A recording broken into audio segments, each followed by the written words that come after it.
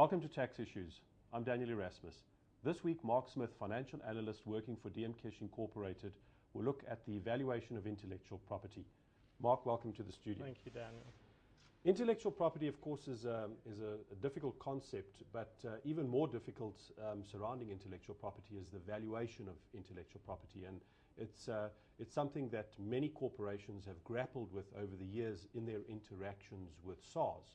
Just by way of a quick introduction, what are some of the problems that you have encountered on the attitude of SARS towards IP or intellectual property valuations?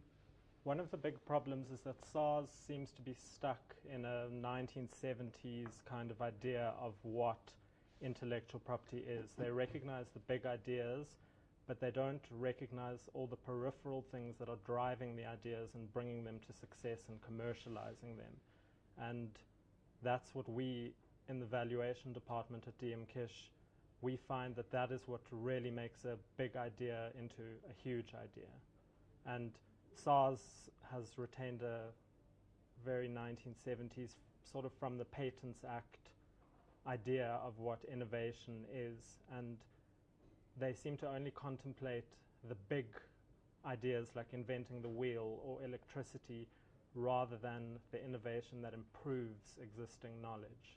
Now that seems to be a problem that comes out of the 1978 Patents Act. Absolutely. Just explain a little bit about your approach to that and why you think that's having such a negative impact.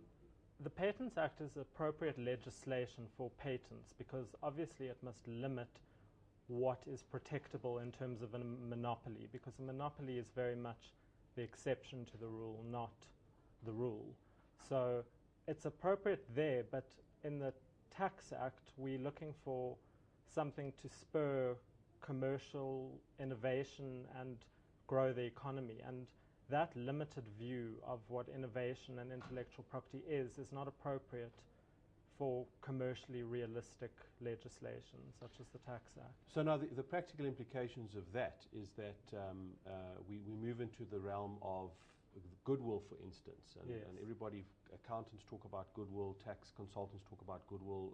How does goodwill impact on this? Yeah, I mean, goodwill is actually, it's an unfortunate term. It was popularized by the accounting fraternity and, to my knowledge, remains popular with them. I think it started out as something to refer to value of a company that you couldn't explain just by looking at its financial statements, by looking at its asset holdings. And because of this, goodwill, when people hear it, they still think of something vague as something that you can't explain. But the market has shown us that goodwill is something that is not a product of irrational exuberance or whatever you want to call it. It's something that can endure in certain companies over decades and decades. And now, just from a valuation point of view, how would you approach goodwill? Well, we don't like the term goodwill. We think of goodwill as the brand support intangibles that actually drive whatever your particular idea is forward, that bring it to the market and make it successful. Well, rather than goodwill, we like to look at innovation in terms of first-tier and second-tier innovation. Now, first-tier innovation are those big inventions that we talked about, that are the ones that are covered by the original patent. The wheel, the electricity, the car, things like that. But it's an unfortunate reality that those inventions are finite and they don't happen every day. Second tier, then?